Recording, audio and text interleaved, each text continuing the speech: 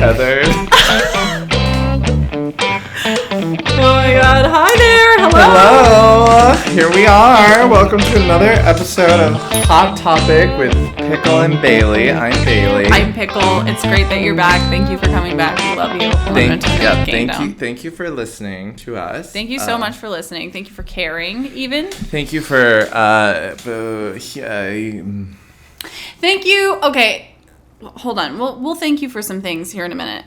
There's something we have to address immediately. What? It's not what you think. It's not that you have sunglasses on. It's not that. Well, it's very sunny. It's very sunny outside. This is Los Angeles, darling. This is Los Angeles. The thing that we have to address is that last night I went to go see Pickle at the ice cream place where Pickle works, and Pickle just looks so cute. You look so cute in your hat and your shirt, and so I said, you look so handsome. I'm gonna take a picture. And this fucking crazy person who was in the ice cream store. Yeah, he was upset. He walked up and he went, "What does he have that I don't have?" And then took off his shirt. He ripped off this is what he said. So I said, "Oh my god, you look so cute." I take a picture. He goes, "What's so cute about him? What the fuck is so cute about him, huh? Is it that he's masculine or that he's feminine?" And it really seemed like he was trying to get information. He seemed to have like a deep hunger to know the answer of like what I thought was cute. And we were all thinking about it. We were all thinking about it. We were all like... We all seriously considered answering the question, and then he took off his shirt and started screaming. He did. He was like, I just don't get why I don't get women. Like, what do you see in this guy? And then he ripped off his shirt, talked about how strong he was. And he said, he's like kind of he's a very average sized man, I would say, but he ripped off his shirt and he was like banging his muscles, and he was like, "Yeah, and this is me, small." Not particularly strong looking. Not a strong looking man. Fully tatted, and not serving it. He was, so we had to ask him to leave. Yeah. He was being very he threatened disruptive. to fight you. He threatened to fight you. He did, which normally I would be excited to fight. Yeah. But I was not in the mood to snap his neck. You were in no mood. I was in no mood. It was just like it was like one of those things that I was like, is this actually happening right now? The craziest thing about the whole thing is that, so he was screaming, he was yelling, he was obviously like out of his mind, so we politely asked him to leave. Mm-hmm. And I don't say out of his mind as in permanently. I mean, in that moment, he was clearly out of his mind as in he was high. Yeah, he was on something for sure. And so we asked him to leave, and then so it was a disruption. And then later... he pokes his head back in, like an hour later, and is like, did I leave my wallet here? As if nothing had happened. Has anyone turned in my wallet? Did you guys see a wallet? And it was so shocking that I was just like, oh no one's turned in. This is a man who like violently was like harassing I can't even tell you. He was like beating his chest like, I'm gonna fucking come over this counter and fuck you up, like screaming at Pickle. And I was just like, oh no one's turned in a wallet. It was so casual. Yeah, and then he went, okay, God bless, and walked out. Time heals all wounds. It was absolutely bonkers. Like, I can't believe that happened. Very that was odd. Such a scene. Yeah. Does that happen a lot? No. That was unique. Did I ever tell you about the time that I almost got kicked out of a Jersey Mike's? I'm not surprised, given your tendency to violent public outbursts. Well, it wasn't even me. It was like, so I had this boyfriend who was just deeply insecure, and we were looking at apartments, and I was with my roommate and my boyfriend, and we went to Jersey Mike's, and this man kept ogling me, I guess, and I didn't notice it at first, and so they just positioned themselves like around me to where I wasn't like he couldn't, I was blocked by them, so he couldn't see me, but he kept moving around them and like kept looking at my boobs or my butt. Okay. And eventually my boyfriend at the time was like, he keeps like looking at you and it's really fucking gross. And I was like, oh yeah, that's weird. And then I started noticing it too, and he definitely was. And then he did it like it was so like obvious, like he was not subtle about it at all. And my boyfriend at the time like lost his mind. He was like, stop looking at her. And the guy was like, I'm not looking at your fucking girlfriend, dude. I'm watching the game. And there was like a TV in the corner. He was absolutely not watching the game. I wasn't anywhere near. I love a good fib. love a fib. We love his nose grew. His nose grew 6 inches. And so I was like, just stop. And the guy was like, I would never fucking look at your girlfriend, dude. And my boyfriend was like, you were looking at her. Wow. And they were like getting closer and closer. They were gonna fight. And then the guy was like, you guys, I'm gonna have to ask you to take this outside. Me, I come out and I'm like, you guys need to leave. It was me all that time ago working at a Jersey Mike's. It was just like some short, like 18-year-old kid. And he was like, stop, or I'll have to call the cops. Stop, or I'll kill you. I have a gun. They let us have guns. They let us have guns here. Why is he Mickey Mouse? He's Mickey Mouse. They let us have guns here. This is my impression of Mickey Mouse working at a Jersey Mike's. Oh, they let us have guns. Things are tough for the mouse. Yeah, they're really hard. I'd also like to address the fact that I'm kind of dressed like a character from that movie Us. And I've come to snap my tethered. But first I stopped by to be on the pod. A distinct honor. How does she talk? She's like, hey! I'm gonna kill you! That's so horrifying. That is so horrifying.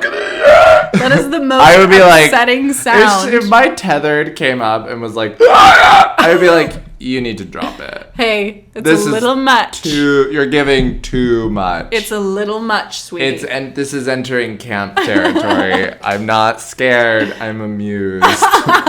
And that's sad for you. That's embarrassing. Now back to killing me. Oh my god. All right, so today's topic, we don't have a bell. We do have a bell. But we're not using it today because it's a very special episode of Hot Topic with Pickle and Bailey. I forgot my name briefly. Where we will be answering your questions that you, the viewer, listener, however you absorb this podcast into your brain matter, have posed to us anonymously via that application on Instagram where you do that. So we will be reading the questions that you sent in. Yeah, so the topic is questions, I guess, technically. Do you like questions? I love questions. Oh, I get so horny when people ask me questions about myself. I love asking questions. Yeah, same. I love answering questions. I love to find out things about people. And I love to be known. And I love to be investigated. I love being interrogated. I love depositions.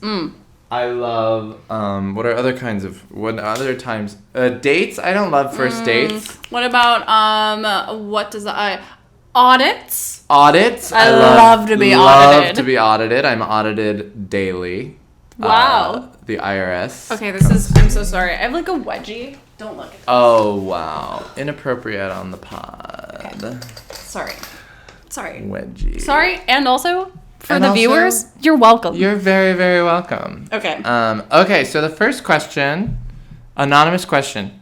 Have you ever had any surgery? Have you ever had any surgery? I have not. Ever? We have no idea what's going on in my body. Are you circumcised? Is that a surgery? I think so. I'm not circumcised. Really? I asked that question while I tried to remember whether or not I was circumcised. I'm a woman. Well, yeah. Well, women can be circumcised. Women can be circumcised. Brutally. Yeah, I mean, it's just sad. It's terrible. Yeah. Sorry, no, I was not circumcised.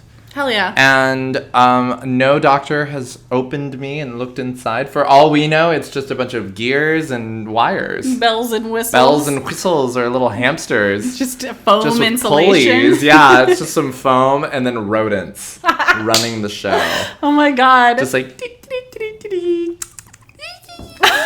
That's what's fun. That's you. Anytime I speak to you or express a thought, not me, the mice. Several. So keep that in mind the next time you're listening to me talk. Great to know. Have you had surgeries? I have had surgeries. Yeah. Where? When I was 3, I had an umbilical hernia repair, not to brag. Mm-hmm. And that was like the first one. And then I think the only other one I've had is I got my wisdom teeth taken out. Oh, no, I haven't done that either.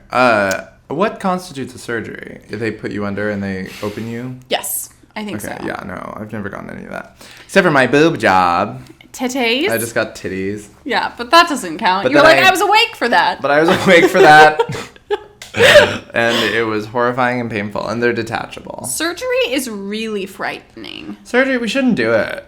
We should go back to when they would just let bile. Let people go when they're ready to go. That's it, you know? Christian Science. Pass. I'll do it, yeah. Let them pass. Pass the gauntlet. I think that, like, I remember, I mean, the last surgery I had was my wisdom teeth, and some people would say that that's not even a surgery, but, like, it totally is. They put you under. Yeah, that could go wrong. You could be killed. You could totally be killed. And as long as someone's going inside your body with tools and it's futzing invasive, around, it's that's scary, surgery. and you can't be there for it. You know what I mean? I think I think anesthesia is really terrifying. I've been sodomized in a delirium.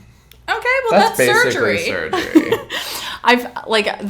My wisdom teeth surgery, my mom told me that, like, as I was going out, because it was hard for me to be like, oh, I'm so awake, there's no way that I could be asleep in 30 seconds. You know what I mean? Like, there's no way, because I'm so conscious, and then they put some stuff in your veins, and for a few seconds it wasn't working, and as I opened my mouth to comment on that it wasn't working, I went under, but what I said was, just hit me on the fucking head with a rock. It's primitive yet effective. Wow, that's a good last line. Yeah, and then I was like, ouch. They should really write down everyone's last words. They should. Just in case it is their last words. And their we first should write words. down every word anyone ever says, because it could be their last word. Put it into the Library of Congress.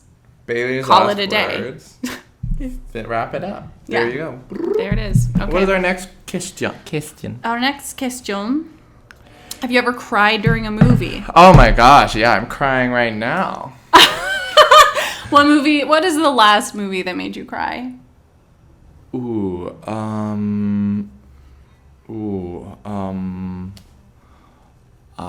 don't know. Oh, I do know. Very romantic. There.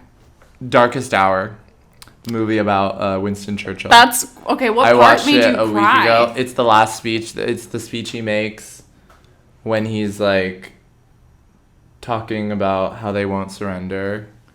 They'll fight to the end. What is it for you? Like, what emotion, what feeling did you get in your body? We've discussed this, I think, before on the pod, but I get emotional when people like stand by their principles. Oh yeah, that's right. Win, lose, or draw. That's right. They fight for they die for their principles. What about it?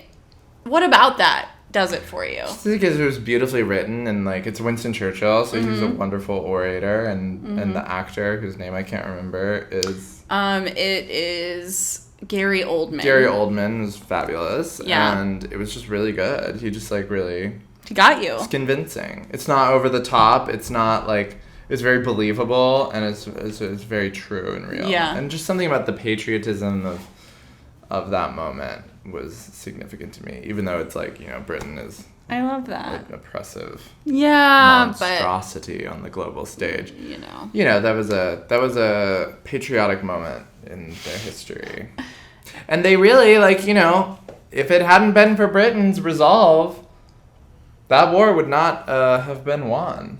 Thank God for the Queen. Thank you, Queen. Thank you, Queen. King at the time. Thank you, King. King George. Oh yes. Who oversaw that? Who's gonna be next? It will be Prince Charles. Really? Yeah, unless he dies or is... He's like really old right now. And a child molester, right? No, that's Andrew. Oh, Prince But they're Andrew. all probably weird. And then it would be Prince William. Oh my God, go William. Mm-hmm. Followed by Prince Harry is the next in line of succession. I hope they all get a chance. I hope they all get a chance. Really weird idea, this line of succession. But, you know, They like it. I like it for them. We'll let it happen. The movie that makes me cry. So the last one that made me cry was Everything Everywhere All at Once. Okay, I still need to see that. I think you would love it. It's very beautiful. Too. It's very, like, I don't know. It's like a mother-daughter story. Hold on, I want to make sure this is still working. This is so... Oh, it's not, because I've been turning it the wrong way. This is so unprofessional. You are a menace to professionalism. I'm a piece of shit. Piece of garbage. Trash, shit, garbage. That's me. I'm a triple threat. You're a triple threat. Everything Everywhere All at Once is just like kind of a masterpiece. And I really love Daniels anyway. They're like these directors, both of their first name is Daniel, so they're Daniels. And they made a movie before this called Swiss Army Man. Did you ever see that? No. It's with Daniel Radcliffe. Radcliffe? In the moving picture, Daniel Radcliffe. I unfortunately just mashed up Daniel Radcliffe and Great Clips. The haircut. Okay, whatever. Great Clips. Daniel Radcliffe. There's in this great movie that I love called I do love it. Swiss Army Knife. Swiss Army Knife. No. Daniel Radcliffe. It's really beautiful. It's actually, it does make me cry. Did the movie Horns make you cry? I never saw Horns. You mean Daniel Radcliffe Daniel Radcliffe just wakes up with horns. Oh my god. And can hear or makes everyone want to have sex. I can't remember what. That would probably make me cry. I'd probably be moved by that weirdly. Like, the movie that, like, definitely moves me to tears every single time I watch it, and it didn't used to, but it does now, is Kiki's Delivery Service. Every time I watch it, I cry. Because... Good material. It's one of my favorite movies of all time. Classic. It's just so beautiful. And then, like, the very end where she, like, loses her gift, she, like, can't be a witch anymore. Like, her powers are gone and she, like, loses this confidence in herself. But then there's, like, this moment where, like, she has to, like, use it, you know? Like, she has no choice. Doesn't the Hindenburg happen or something? The Hindenburg happens and her friend gets, like, stuck and he's, like, about to... Yeah, he's, like, about to fall down. I don't exactly remember, but he's, like, dangling. Yeah. And she wants to save him, and the only way to save him... is to be a witch. Yeah, is to, like, get her shit together now. Get your shit together, Kiki. Kiki gets her shit together. Kiki gets her shit together. And she has, like, no resources. She uses a shitty little broom. She's poor and a hat maker, right? Yeah, she's, like... milliner. Millinery. Yeah, no, she works for, like, She works for, like, a baker. Oh, no, that's Howl's Moving Castle. There's a milliner. I love that movie, too. That's a good one, too. Yeah, I saw that in theaters. Okay. All right, so that made you cry. Made me cry, made me sob. Love tears. So, yes, we have cried in movies. We have hearts. They're not made of stone. Not made of stone, Although my emotions are dictated by mice, they are still real. Okay, some of these are... okay, favorite guilty pleasure movie. Favorite guilty pleasure movie? These questions are so, like, innocent. I know. I have read a few of them. They kind of take a turn. They take a turn, a dark turn. Yeah. Why are you such horrible skanks? Yeah. Yeah. Yeah. That's why? The next question. Favorite guilty pleasure movie? Definitely. I don't believe in guilty pleasures because however you take pleasure is your pleasure. That's not your. I don't like it when people, like, excuse their bad taste. Yeah. By being like, it's a guilty pleasure. And it's like, no, it gives you pleasure. You just have bad taste. Which is fine. There's nothing wrong with having bad taste. No, I honestly think it's, like, really hot to have bad taste. As long as you're conscious. Whatever. Of your it's like bad taste, good taste. It's not. I don't believe in guilty pleasures. I love trash. Why is that so wrong? I enjoy eating trash like a possum. Seriously, it's fucking sue me. But you can't. Guilty. I guess my favorite guilty pleasure movie is.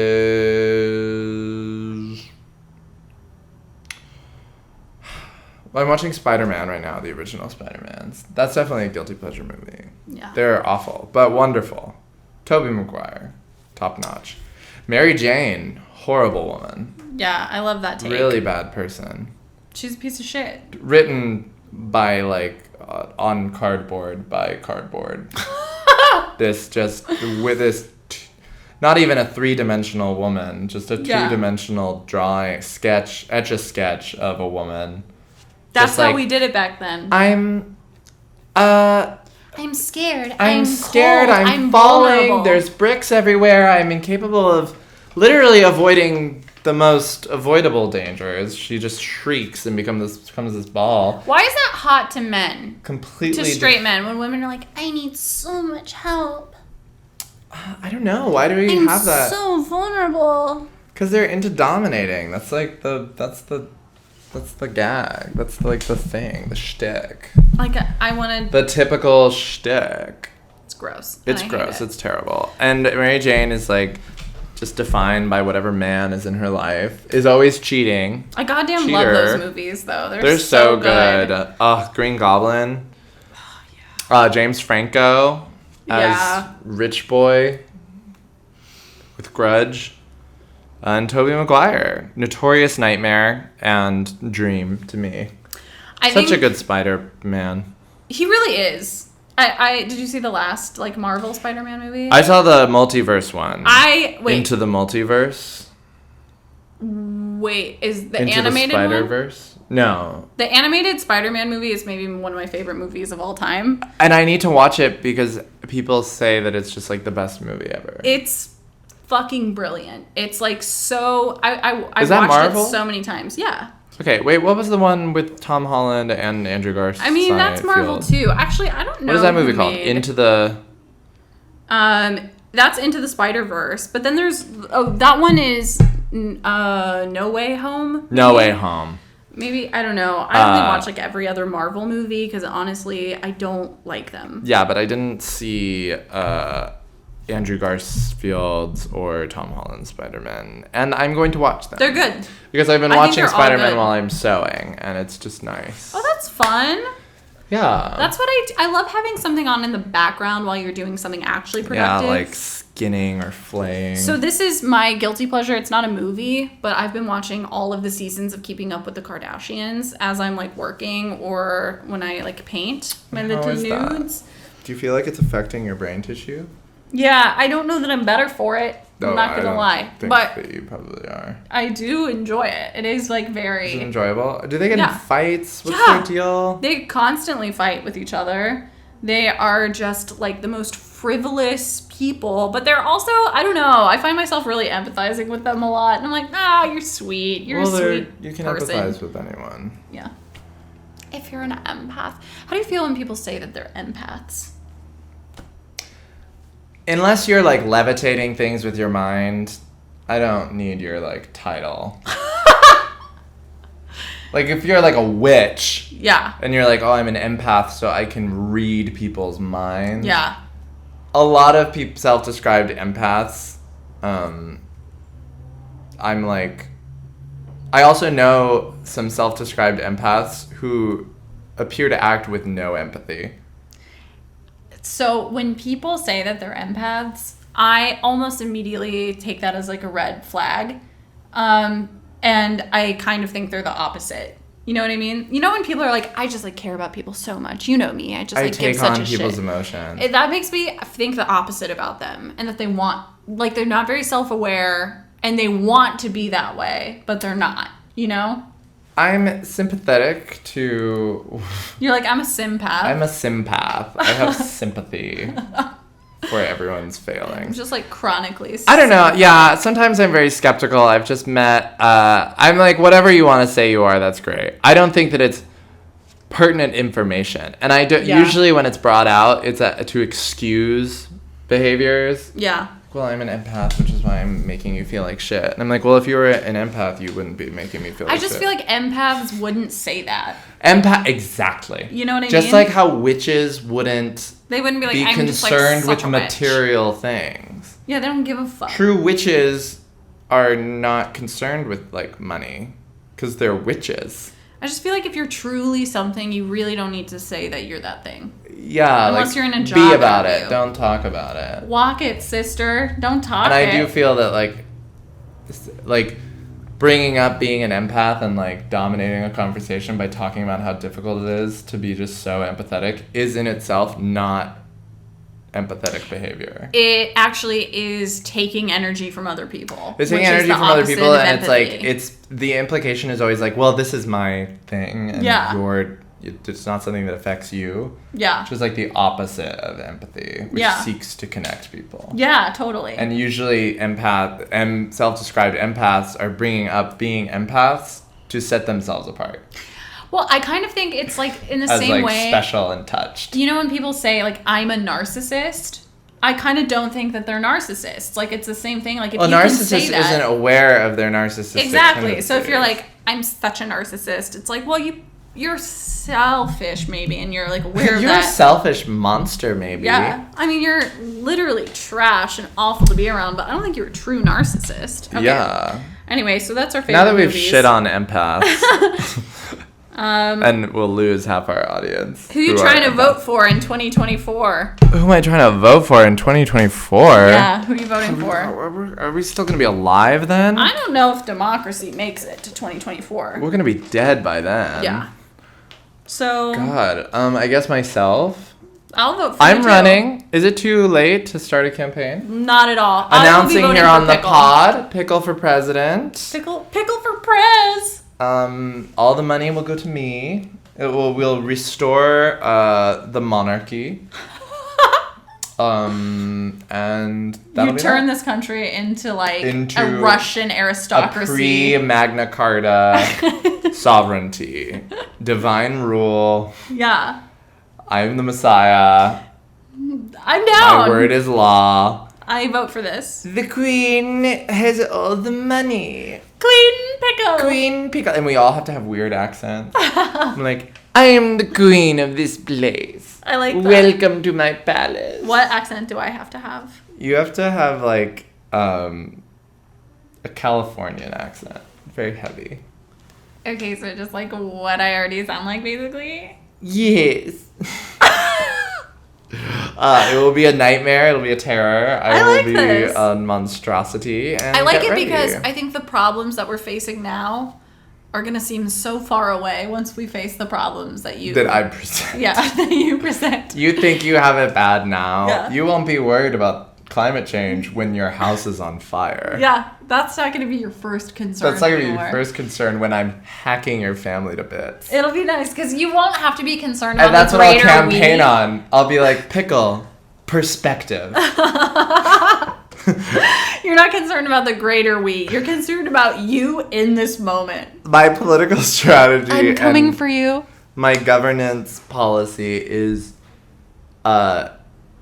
distract from the bigger problems by making immediate danger. Immediate chaos. Immediate chaos that you will then feel a sense of accomplishment and survival upon getting through it if you live. Yeah. And you'll be like, wow, I'm better for this. I can handle anything. Thank you, Pickle. It's like exposure therapy, but more violent. And you might not make it. I'm going to vote for Donald Trump. Yeah, who are we? Who are even the... Well, we don't even know. We won't know. I'm sure the Democrats are going to make us vote... For whoever. I'm sure that Biden's going to try to run again. Because they are predictable fossils. Yeah. Who are just incapable of holding on to power. They are truly awful. They're bumbling fools. It's bad. I mean, it's so bad. When Nancy Pelosi went off to Taiwan, I was like, keep her. Keep her. We don't want her. Stay over there. I used to feel, at this point, I am not interested in politics, and I know that sounds fucked up. Because it's like, well, you have to take an interest. Like, you're part of the solution. You don't have to take an interest. You just have to show up when you're required to show up and do your part. I'm not going to lie. I'm so fatigued by it at this point that I'm like, I don't care anymore. Like, yeah. I obviously don't like the Republicans. I truly don't like the Democrats. I'd hate them. I don't like anyone. Like, yeah. I'm so disenchanted by everything in this country, the way that it's run. It's just, like, so disappointing and exhausting to think about. Yes. And it's like, it's at this point where it's like, okay, I'll show up and vote. And, yeah.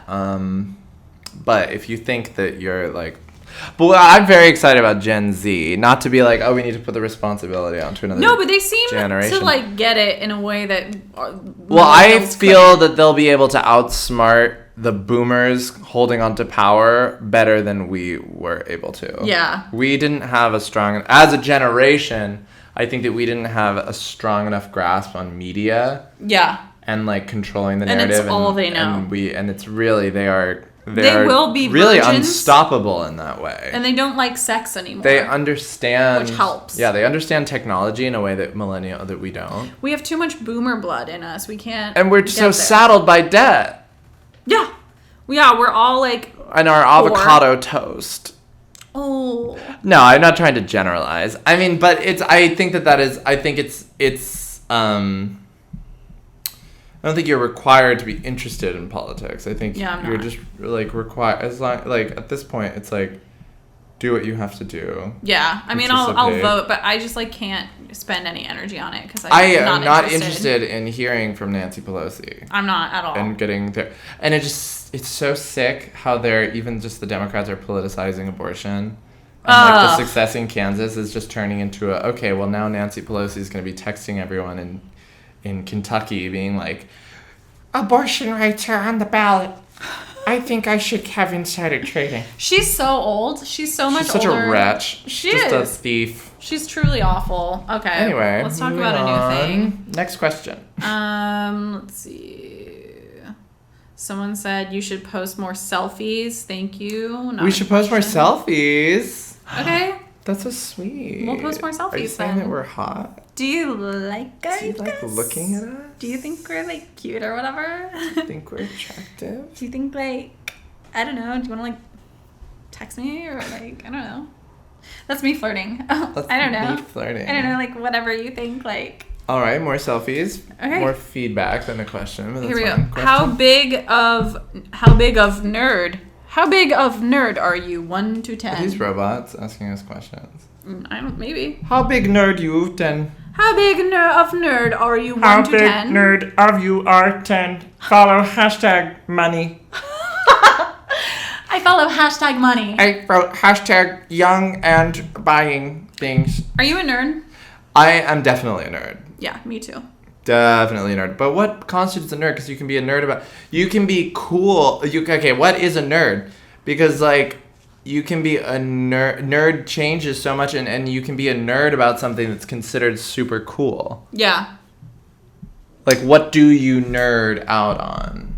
Okay, so we'll define a non-nerd as someone who just has no deep investment in anything.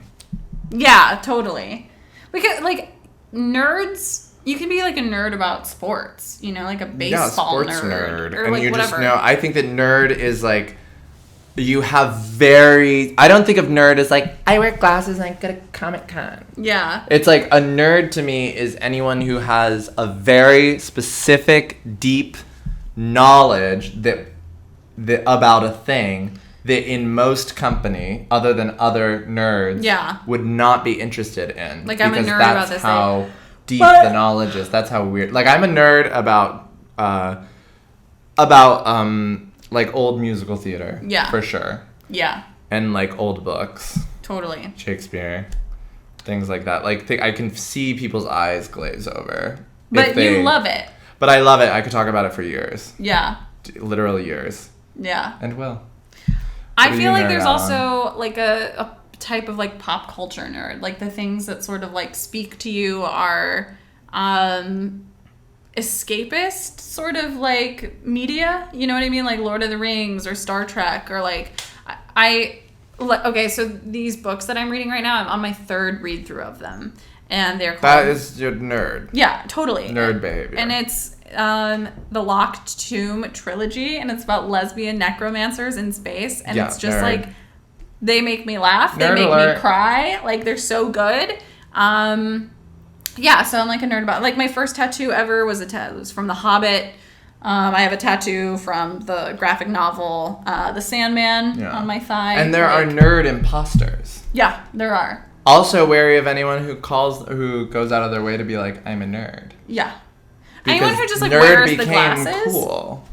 Well, yeah, because it's cool to be passionate about something. It's cool to give a fuck about something. Also, society has evolved in a way that is just, it's cool to be, or expanding our understanding of, like, there's not, like, as much of a culture of, like, popular kids and unpopular kids. Yeah. As we dismantle, well, with varying degrees of success, white supremacy systems and colonial systems, we naturally move away from that hierarchy. Yeah, that's where really it's well like said. The cool kid thing is like, you know, that's a like hierarchy system that is reflective of colonial values. Yeah. Whereas now it's not cool to be, I mean, it's not cool to be racist now. Like, I mean, like, you know, in certain circles, obviously, but those people are like, you know, like mouth breathers. Yeah. And like, I think becoming less and less, like, that's cringe now, you know, if you're doing that, like,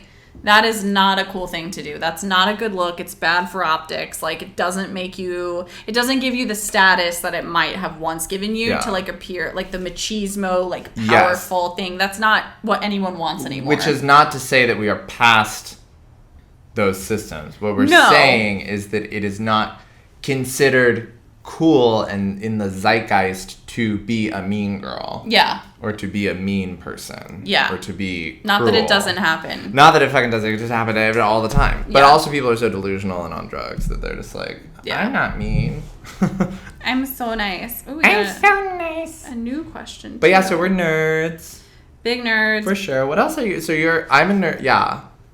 Okay. I nerd out on things like that. Yeah. Here's one that I like. How many of you are anal queens? I would say 0. How many of us? Are you an anal queen? Anal queen? What is an anal queen? I don't know. I like anal maybe I once a don't year. have sovereignty over any anuses, if that's what you're asking. My face is not on the currency of any like ass anal dollars. communities. Any bacterial communities and asses. I don't particularly. I like it. I'm an anal. I like anal.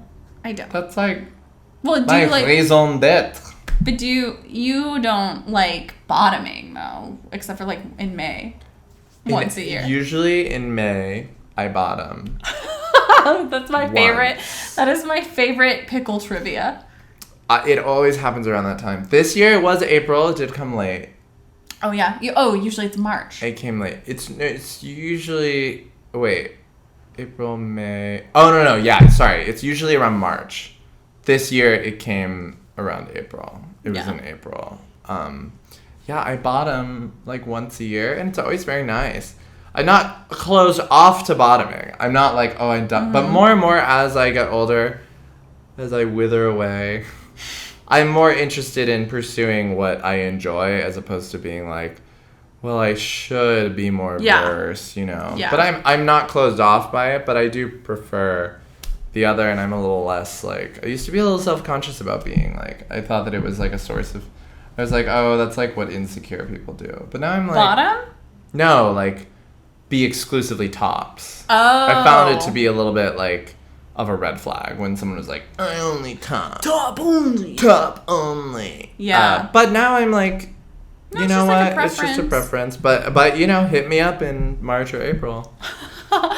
And we'll see how I'm feeling. I haven't had anal sex in years. How many times have you? I mean, enough that I don't have. I can't. I like enough that I've lost count. Enough that I've lost count. So you've allowed that. Here's what I'll say. Every time it happens, usually it's with someone that I will not let someone I'm just like casually seeing like fuck me in the ass. Absolutely ask not. A lot? No, not really. But like if I'm in love with someone or if I'm like very interested in them, then I'm offer it up into it. Unsolicited.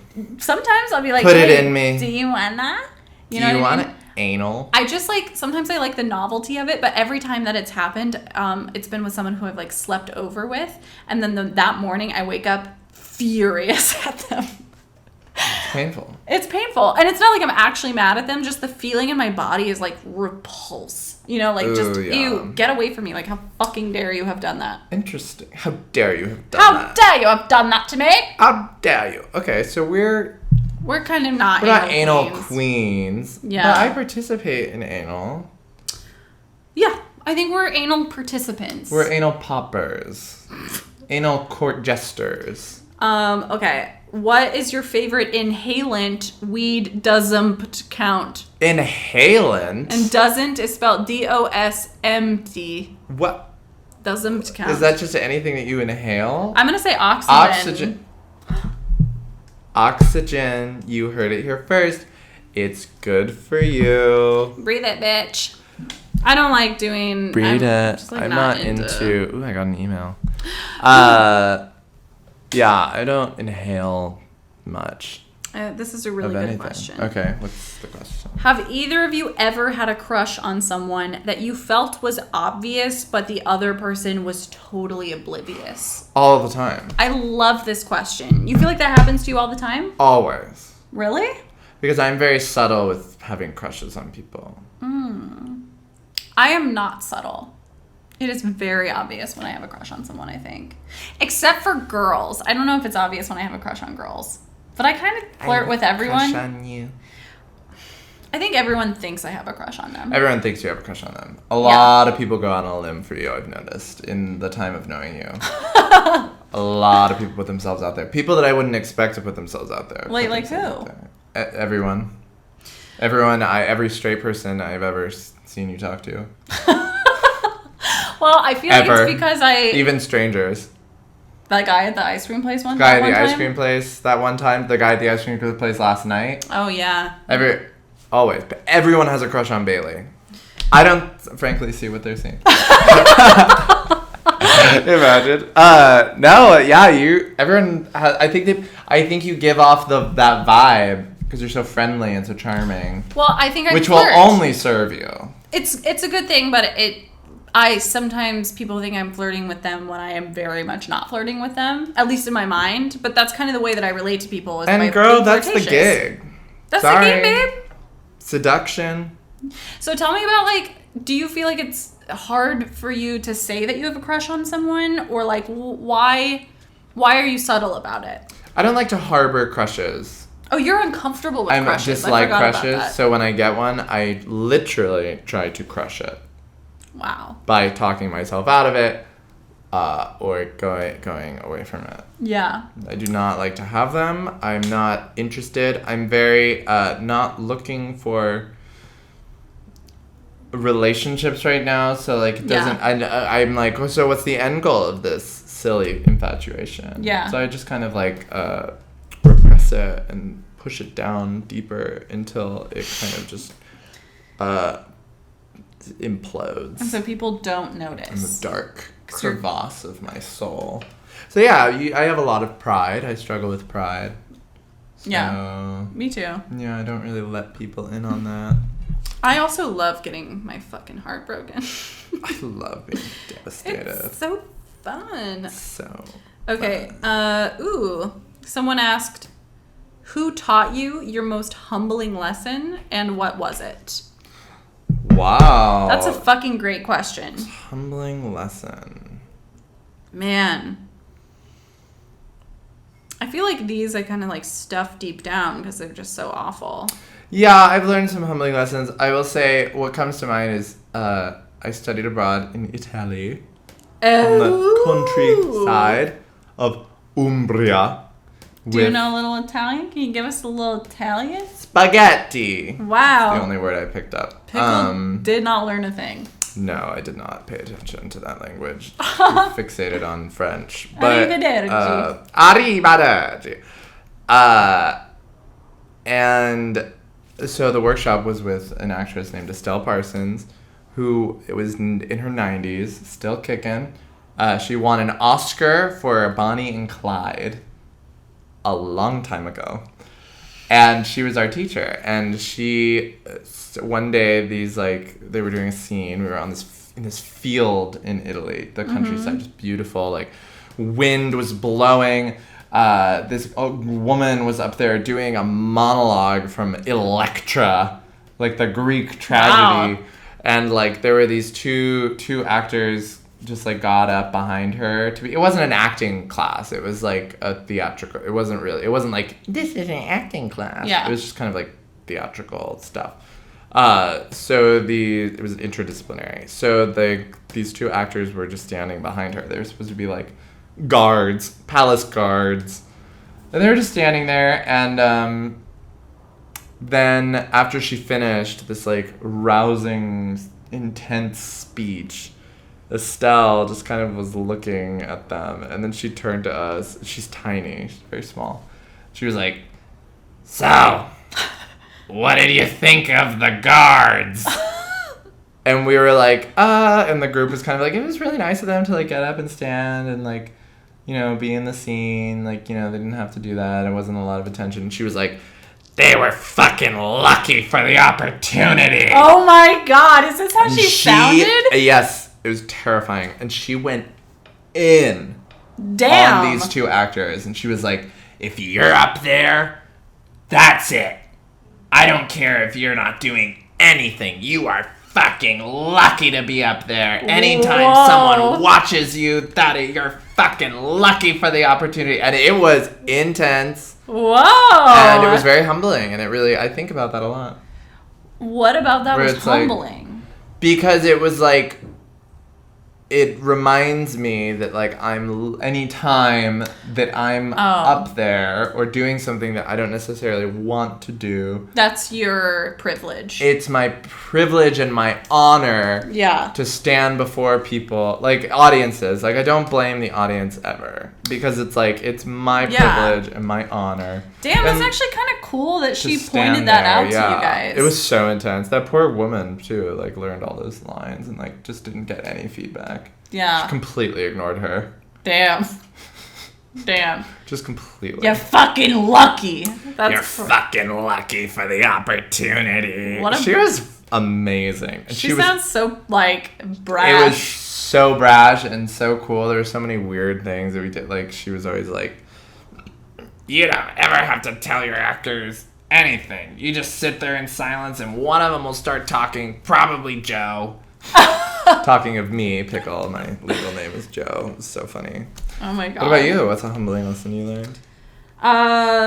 The thing that comes to mind is like truly one of the most shameful moments of my life, which happened, it was probably like my first year in LA, and I got a nannying job. Mm-hmm. And this is when I was like... Did you kill the baby?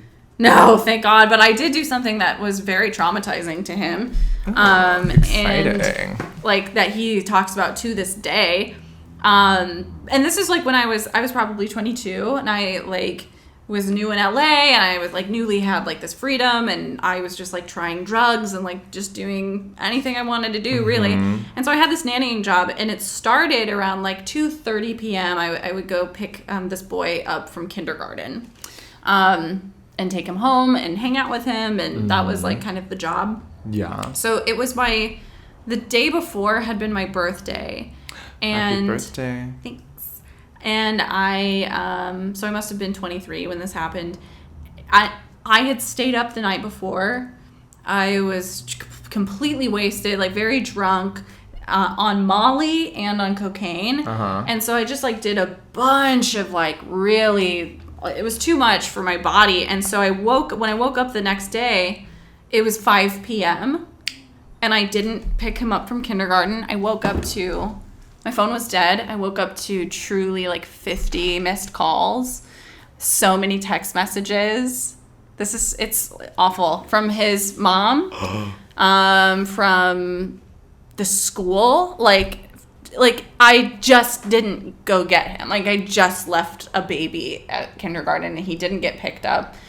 He had to like talk to his teacher and he was sobbing and hyperventilating. He's already a very like anxious little kid. And so I was like, what am I going to say? You know, I was like, what am I going to fucking say? Disappear into the night. It was just like humiliating and like it made me feel so bad that I did that to him. Like he's almost 12 years old now and he will never forget that. He brings it up. He needs to get over it. I mean, it's fine. He like says it to tease me now, but like, do you still nanny him? No, not anymore. But I still like his parents are my business partners, and the reason why. So normally you get fired if that's what you do. When you're someone's nanny and you just absolutely don't show up and you put their child in jeopardy, you're fired. That's over. I wouldn't, as a parent. I would be like, good, teach him a lesson. Well, I immediately called his mom, and I was like, I am so sorry from the bottom of my heart. I just woke up, and she's like, I thought you were dead. She's like, because this is something you would never do, and I like thought you were dead because I had known them for a few months at this point. And I was like, I'm just going to tell her the truth. I was like, I just did a bunch of drugs last night and I woke up right now. I told her exactly what I told you. I was drunk. I did Molly. Honesty, I did powerful. coke. And I just woke up right now and I'm just like so sorry. And she went, it's okay. It's okay. I'll see you tomorrow. And I was like, yeah. And I mean, because you were honest. Yeah. There's so much power in honesty, and like you can really trust someone who will put it out there. I think weirdly, like that's what kind of it's not like you're like, oh my god, the sky opened up and you'll never believe. I was sucked into the multiverse and I had to fight crime. Yeah. It was just like I was truly so embarrassed and just like so remorseful. But, you know. What did you learn? Well, that was, like, kind of the thing that made me want to... nothing. I didn't learn a damn thing. I don't know. I learned, like, You're to like, prioritize. I learned that with my looks, I can get away with anything. That was your takeaway? No, it was to prioritize my responsibilities above, I don't know, doing bullshit and, like... Because that's something that I was doing all the time. Very I was humbling, like, I'll just stay up and, like, get 2 hours of sleep and go try to do this job. Well, I think of you as very responsible. I think that was one of the reasons, that was, like, one of the things that made me responsible, was fucking up to that degree. And then being like, I cannot feel this way again, you know? I can't put other people in this position again, either. Wow, yeah. Yeah. Okay, I think we have one more. Ooh. Some people are asking some good ones. How do you know when you've made a good choice? Do you feel something in your body? Do you have a proven argument? Do you never know? That's a really lovely question. That is a lovely question. It makes me think of a line from a musical. Please. I think it's probably best that I start at the beginning of the musical. I would love if you did. And sing the entire thing, all okay. parts. So if you could all, just give me 3 hours. Sure. We have 10 minutes left, but... Of your patience. Thank you. White, an empty canvas. It's Sunday in the Park with George. And she says, the choice may have been mistaken, but choosing was not. Oh! Mm-hmm. Oh, shit, I love that. The choice may have been mistaken, the choosing was not. Meaning that, like, choosing was very intentional, even if it ended up not being ideal. Yes, and that every choice is a good choice because it is the choice and it is God's will. It's like you don't get... every choice is like... The power is in making the choice. That's what makes you grow and be a stronger character. Whether or not it turns out well for you is inconsequential to the morality of the choice itself.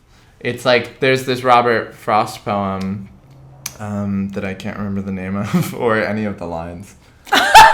The road less traveled. Yeah. Something to that effect. It's like I came across a fork in the road. Yeah, whatever. Yes, and I think the popular misconception of that poem is that it's about one choice over another choice, but I think the gag is that it's really about that both were the same. It doesn't matter. I love that. I really love that. To me, if when I'm making a decision, I very much go off of the feeling I get in my body. Like, I don't know. Like, I think at this point, I have a lot of, like I really trust myself to make good decisions. And we make so many decisions throughout the day. Yeah, we make lot of them. Thousands of decisions. We make a lot of them. And I think, like, when you have your priorities in order and, like, you actually know what matters to you, it becomes pretty easy to make decisions. You know? And I think that if you're able to keep things in perspective, then you won't think of any one decision as more important than any other decision. Like, the decision as to what I will eat for breakfast this day is no less consequential than whether or not I'm going to move. Damn. It's like, these are just decisions. I'm moving in, like, a week, and I don't know if I feel that way at this time, because I made, like, a very bold decision on this apartment that I got, and it's, like, to the point where I woke up one night, like, oh, I can't afford this, I can't do this. Well, it doesn't matter now. You're just going to go, and you're going to figure it out. I'm already in it. I signed the lease. Yeah. Like, there's a part of me that, like, went, I don't fucking care, and you're going to make it work. Yeah. And that is what will make it have been a good decision. Yeah, exactly. Exactly. And I feel that way, too. Like, that's the conclusion I've come to. Like, that's what I'm doing. Okay. Eat it. Eat it, bitch. You're by yourself, bitch. Now, do I look back and think, like, wow, like, a lot of these decisions that I've made have been terrible? Yes. No. I don't know. It's just not my, like, there's no... Yes, there is an alternate reality where I made completely different decisions and I am, like, a world-famous ballerina or, like, a world-famous basketball player. Like, I'm 6'2". Like, there's all sorts of directions my life could have gone in that upon looking at these different versions, other versions probably look better. Yeah. But that's not what the my makeup of iteration your life. of me is. Yeah. So it's like, it's silly in my opinion, to dwell on. It's like, the power comes in the choosing, and that's privilege. I love that. Anytime we have choice. I think we have time for a pickleback. Yes. If you're interested. A pickleback. I am interested. And then I have to get to slaughtering my doppelganger. I have places to be. Okay. a busy Let's doppelganger. wrap this up. I have to go to the market. We're out of eggs. I hate it so much. It's so horrifying. That's how she talked. Do you think they were ever like filming that movie and it's like so serious and it's like Lupita Nyong'o, like just like this amazing actress, And she's like, and then someone's just like trying not to crack up. Like the director of photography is just like, oh my god, I'm gonna crack up. Okay, on that note, here's our pickleback. This is where I give Pickle a hard shot to swallow, a really horrifying fact, and Pickle chases it with Positive spin. Okay, so here's today's pickleback. 250,000 deaths every year are caused by medical errors. And to review, that is 250,000 people every year who die because of medical negligence. In this country or in the world? It doesn't specify, and I didn't prod. In the city? Does it matter? Does it? I mean, yeah, because like in the world, that's a small number. Yeah. Okay. Well, let's say let's in the make it United up? States. Yeah. Well, then that's not a fact. Well, but I can't get the information otherwise. Why can't you? Don't. All right. Well, you're putting this on me instead of chasing the upsetting. Well, fact. but so on a global scale, that's not that upsetting. It's I like disagree. The positive spin of that is so okay, you whatever. don't value human life? No, that's still I don't, a lot and I think of that people. I've made that abundantly clear on this pod. That's still like a lot of people. Okay, okay. I'm gonna let this go for now. But what umbrella were they under? Doesn't matter. Where are these people dying? Okay, positive spin. In the Dark Ages, they would just slit you open and let you bleed for 6 hours, send you on your way. So I'd say that, like, you would go to like, in the Middle Ages, like going to the doctor was just, like, getting killed. Like, they would just kill you, and you couldn't sue people in the Middle Ages for, like, negligence. Yeah. Don't tell them they'd the just law. be like, and if they were confused, they'd just be like, well, you're a witch, and they'd kill you. So I guess, like, that's a hard one because medicine is so terrible, but it's very nice that we live in a time where that is appalling because medicine used to not even be like, it was just kind of, well, God wanted you to die, so there you go. It's God's will, honey. Honey, it's God's will. Also, positive spin, doctors are fallible. So the next time a medical professional talks to you like you're an idiot, you could be like, well, here's a statistic. It's comforting in a way because it means that everyone's fallible and you can't just like become an expert and not grow and change. I used to nanny for a doctor who was an attending physician at UCLA and is now killing a lot of people. Well, he is now the Surgeon General of Florida. And I happen to know for a fact that he does not know how to make macaroni and cheese from a box. So there do with you that go. what you will. Well, I mean, that tracks. Yeah, right? It really does. Look how they're doing.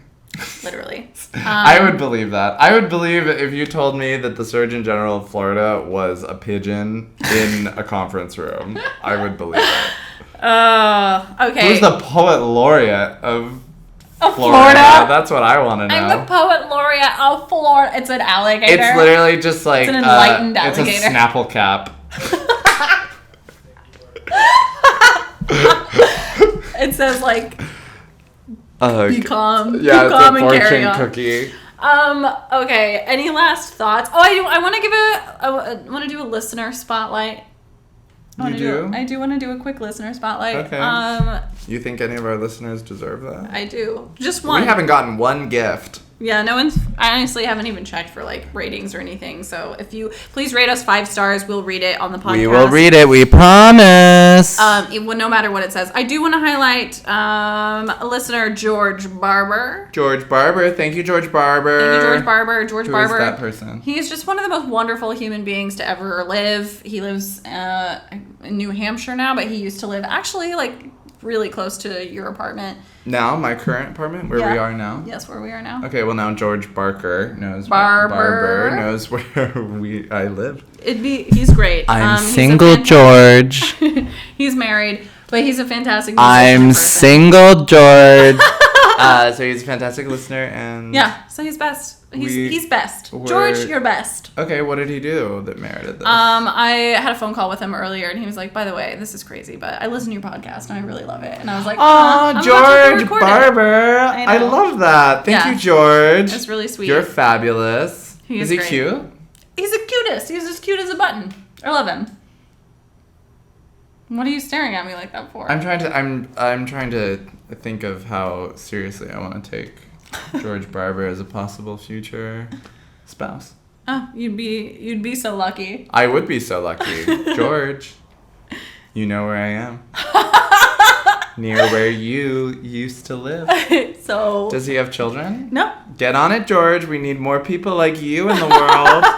We need more pod listeners, and the only way we're going to get more pod listeners is if our current ones breed and have offspring.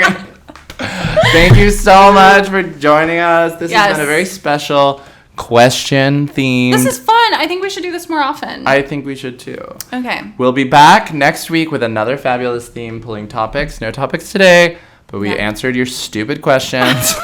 And now you've gotten all of that out of the way, so you're not just thinking about questions. Think of questions as you listen to our upcoming episodes. Write them down in your journals. And the next time that I post or Pickle posts on our Instagrams that we are looking for questions, open your journals, write them down. You'll know, because you'll have thought about it. You'll have done your homework. Think about it. Okay, we love you. Thank you so much. Good day.